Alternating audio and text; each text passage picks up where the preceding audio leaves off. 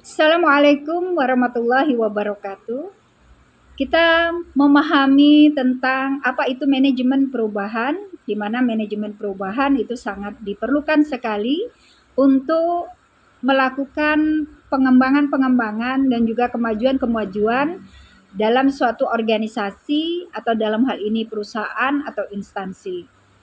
Nah, perubahan ini adalah sebagai standar ukur dari pimpinan di dalam suatu organisasi untuk melakukan tindakan-tindakan di mana tindakan-tindakan itu untuk kemajuan dan mengalami perubahan dengan dinamika-dinamika yang dinamis tentunya yang sudah melalui pertimbangan-pertimbangan dan perencanaan-perencanaan terlebih dahulu. Nah, kemudian pertimbangan-pertimbangan di dalam melakukan perubahan itu ada pertimbangan melalui faktor internal dan pertimbangan melalui faktor eksternal. Nah, pertimbangan melalui faktor internal itu adalah yang pertama, karyawan yang dimiliki di dalam organisasi atau perusahaan. Nah, apakah karyawan ini secara kuantitas dan kualitas mampu untuk mendukung perubahan yang akan dilakukan? Yang kedua, teknologi atau fasilitas-fasilitas kerja yang diterapkan di dalam perusahaan yang ada selama ini. Apakah memang sudah mendukung jika organisasi atau perusahaan akan melakukan perubahan? Kemudian yang ketiga itu adalah struktur organisasi di dalam perusahaan itu sendiri. Apakah ketika akan dilakukan perubahan itu memerlukan struktur yang sedemikian rupa panjangnya atau justru secara prosedur lebih singkat dan lebih pendek untuk mengambil kebijakan-kebijakan nantinya ketika akan dilakukan perubahan. Kemudian yang berikutnya adalah faktor internal itu kemampuan finansial yang ada di dalam organisasi atau perusahaan. Apakah secara finansial perusahaan atau organisasi bisa katakanlah melakukan kekuatan untuk mendukung dari perubahan-perubahan yang akan dilakukan itu. Nah, kemudian yang berikutnya adalah kekuatan internal sistem yang sudah diterapkan selama ini. Apakah sistem itu sendiri dibuat sudah demikian canggih atau modern, atau justru kita masih menggunakan cara-cara yang tradisional sehingga kita bisa kalah dengan katakanlah pesaing-pesaing yang ada yang sudah menerapkan sistem yang demikian canggih atau demikian modernnya. Nah, pertimbangan internal ini perlu kita tinjau dan pahami apakah yang dimiliki oleh suatu organisasi atau perusahaan itu mampu menunjang ketika akan dilakukan perubahan. Nah, berikutnya adalah pertimbangan yang harus dilakukan yaitu faktor eksternal. Jadi kalau tadi internal, itu sekarang faktor eksternal. Apa saja faktor eksternal yang perlu kita pertimbangkan adalah yang pertama regulasi. Kebijakan-kebijakan dari pemerintah yang harus diikuti oleh suatu organisasi atau perusahaan, apakah memang perubahan itu tidak bertentangan atau sejalan dengan regulasi yang sudah ditetapkan oleh pemerintah. Kedua adalah orang-orang yang bekerja sama dengan organisasi atau perusahaan selama ini. Apakah memang sudah mendukung kekuatan menjadi kekuatan bagi organisasi atau perusahaan untuk melakukan perubahan? Atau justru pihak-pihak tertentu tadi perlu kita ganti atau kita rubah gitu ya, sesuai dari kebutuhan perubahan itu sendiri. Kemudian yang ketiga, kondisi ekonomi masyarakat. Kondisi ekonomi masyarakat itu juga akan sangat berpengaruh terhadap aktivitas yang ada di dalam suatu organisasi atau perusahaan. Apalagi ini yang berkaitan dengan produk atau jasa yang nantinya harus digunakan oleh masyarakat. Nah, berikutnya adalah faktor eksternal yang perlu dipertimbangkan, kondisi perubahan ekonomi yang terjadi. Jadi secara menyeluruh gitu ya, perubahan-perubahan yang terjadi secara ekonomi di dalam suatu wilayah, daerah atau negara. Nah, ini akan sangat berpengaruh terhadap kedudukan suatu organisasi atau perusahaan, sehingga apakah dia perlu melanjutkan untuk melakukan perubahan atau hanya melanjutkan sistem atau kondisi-kondisi yang sudah ada selama ini. Nah, kemudian apalagi pertimbangan eksternal itu adalah tuntutan perubahan teknologi yang digunakan. Jadi teknologi yang selama ini yang sudah digunakan dituntut untuk mengalami perubahan ketika kita ingin menghasilkan sesuatu yang lebih sebagai keunggulan. Nah, ini tentu apa yang menjadi perubahan dari perubahan teknologi ini membutuhkan keahlian-keahlian khusus, keterampilan khusus yang karyawan itu sendiri atau pegawai itu sendiri harus mengalami perubahan kompetensi terhadap keahlian yang dimilikinya. Jadi di sini nanti follow up-nya adalah perlunya dilakukan pendidikan dan pelatihan bagi karyawan atau pegawai di dalam organisasi atau perusahaan. Nah, itu pertimbangan-pertimbangan yang harus dilakukan. Nah, kemudian apa saja di dalam organisasi itu atau perusahaan itu yang bisa kita lakukan perubahan untuk kemajuan, atau dalam hal ini adalah secara komprehensif, secara menyeluruh akan berdampak kepada perubahan perusahaan itu secara keseluruhan. Nah, yang pertama yang bisa kita rubah itu adalah penyusunan atau susunan dari struktur organisasi perusahaan. Jadi struktur organisasi perusahaan itu menggambarkan proses pendelegasian wewenang di dalam organisasi atau perusahaan itu sendiri, dan menggambarkan proses pertanggungjawaban dari karyawan kepada pimpinan. Nah, struktur organisasi ini tentu akan menempatkan orang-orang yang tepat pada posisi yang tepat untuk menduduki suatu jabatan tertentu. Nah, di samping itu juga koordinasi antara satu bagian dengan bagian yang lain, satu pihak dengan pihak yang lain di dalam struktur itu harus bergerak secara dinamis menjadi satu kesatuan yang terintegrasi. Nah, ini ketika kita akan mengalami perubahan, maka di dalam susunan struktur organisasi itu sendiri perlu mengalami perubahan. Baik itu orang-orangnya yang ditempatkan atau prosedur ya, prosedur jalannya proses pendelegasian wewenang dan proses pertanggungjawaban dari bawahan kepada atasan itu juga akan mengalami perubahan jika kita merubah bentuk dari struktur organisasi itu, dan termasuk panjang pendeknya proses prosedur yang berlaku. Itu yang pertama. Kemudian yang kedua adalah sistem yang diterapkan. Sistem yang diterapkan ini mengacu kepada kebutuhan proses pelaksanaan kerja. Jadi sistem yang diterapkan, apakah kita masih menggunakan cara-cara yang tradisional, manual, menggunakan tenaga manusia misalnya, atau kita sudah menggunakan teknologi-teknologi tertentu yang cukup modern atau yang katakanlah lebih modern. Nah, ketika kita akan melakukan perubahan, maka kita akan melihat bagaimana perubahan di sistem itu sendiri dan disesuaikan dengan kebutuhan pekerjaan. Jadi misalnya proses dari manual ke digitalisasi seperti itu. Kemudian yang ketiga yang bisa kita perbaiki itu adalah proses pelaksanaan kerja, mulai dari input, proses, dan output. Karena di sini biasanya standar kerja itu sudah ditetapkan di awal. Ketika seseorang itu akan bekerja, maka terlebih dahulu dia harus tahu tugas dan tanggung jawab.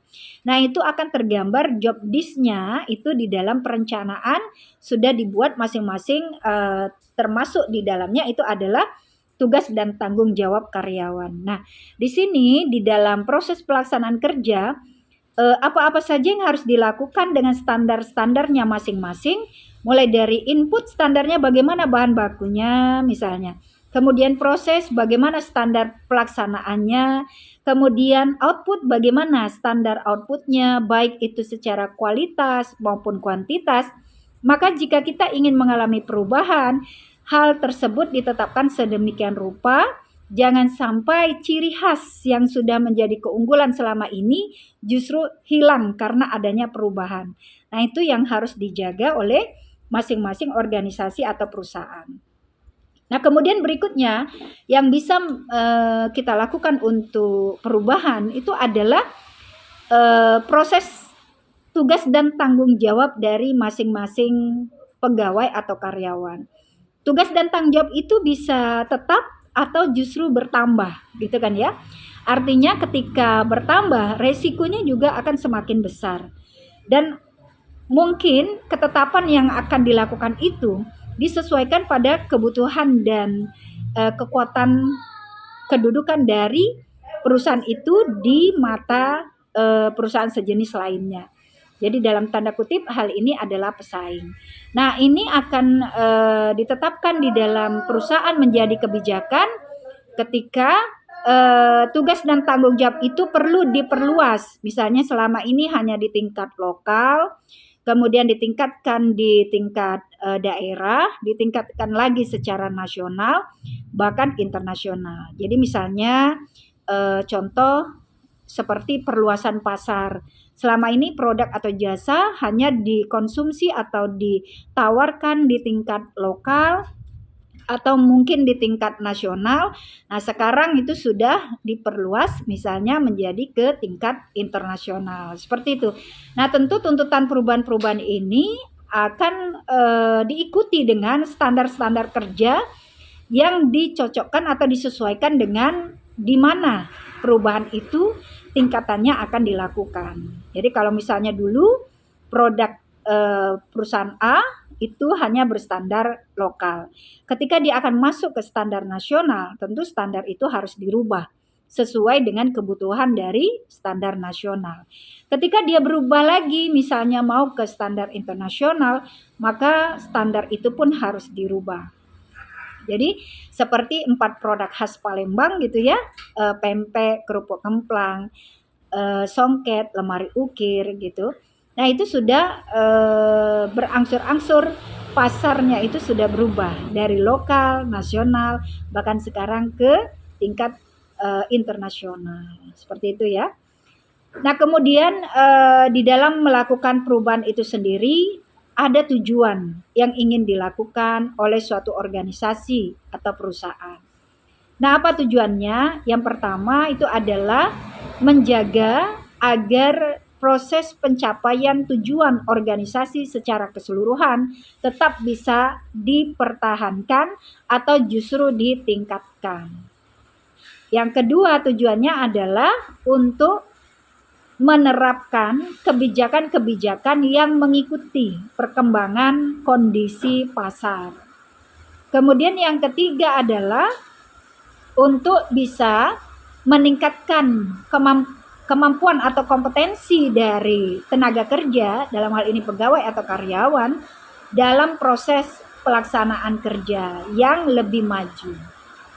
Kemudian yang keempat, tujuannya adalah untuk membenahi atau memperbarui sistem pelaksanaan kerja yang telah diterapkan untuk dirubah menjadi sistem yang lebih baik lagi. Kemudian yang berikutnya adalah tujuannya untuk menyusun struktur organisasi di dalam perusahaan sehingga struktur organisasi tersebut menunjang keberhasilan dari proses pelaksanaan kerja dan pencapaian tujuan di dalam organisasi. Kemudian yang berikutnya adalah tujuannya untuk menjaga agar keunggulan atau ciri khas di dalam organisasi atau perusahaan yang bersangkutan itu tetap bisa menjadi keunggulan bagi organisasi atau perusahaan yang bersangkutan. Nah, itu ada beberapa tujuan yang ingin dicapai dari melakukannya perubahan di dalam perusahaan. Nah, sehingga di dalam proses pelaksanaan kerja itu pencapaiannya tidak stuck, tidak jalan di tempat, ada perubahan-perubahan yang dilakukan sehingga perubahan-perubahan itu bisa mencapai kondisi-kondisi yang lebih baik lagi dari kondisi yang sebelumnya. Nah, gitu ya.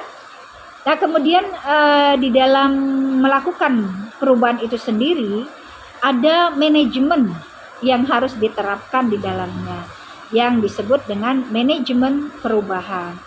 Nah, kita pahami bahwa manajemen itu sendiri adalah upaya yang dilakukan oleh seseorang untuk mencapai tujuan tertentu melalui tindakan perencanaan, pengorganisasian, pengarahan, dan pengawasan.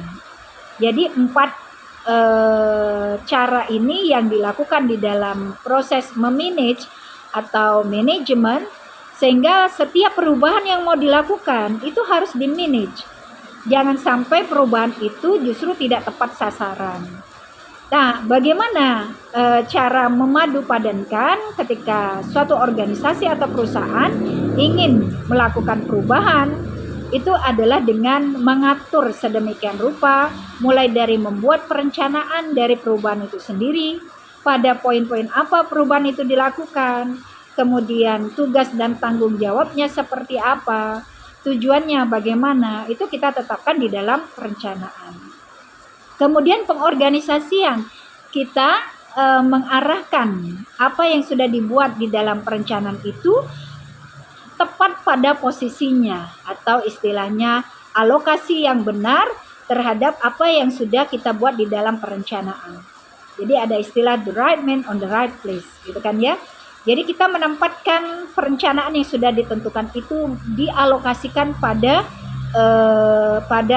metode-metode atau cara-cara yang tepat dan proses yang tepat pula.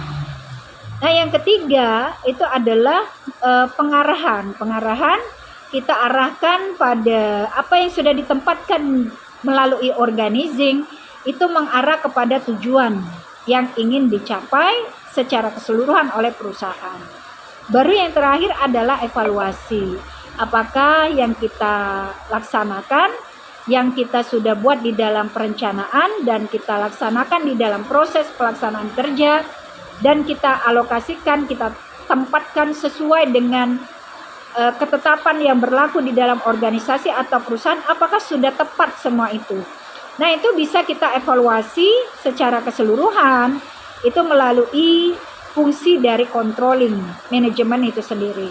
Jadi mengevaluasi, mengawasi apakah yang sudah kita tetapkan dalam perencanaan, dalam pengorganisasian, dalam pengarahan itu sudah tepat ketika kita akan melakukan proses perubahan di dalam organisasi atau perusahaan.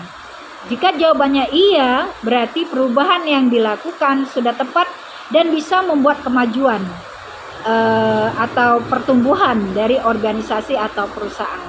Tapi jika jawabannya tidak atau gagal, maka suatu organisasi atau perusahaan harus meninjau ulang apa yang sudah ditetapkan di dalam perencanaan, hambatan-hambatan apa saja yang terjadi, kemudian apa-apa saja yang harus diperbaiki atau direvisi, sehingga ketika kita selanjutnya akan melakukan perubahan bisa tepat sasaran, bisa menciptakan kemajuan dan pertumbuhan dari organisasi atau perusahaan itu sendiri. Terima kasih.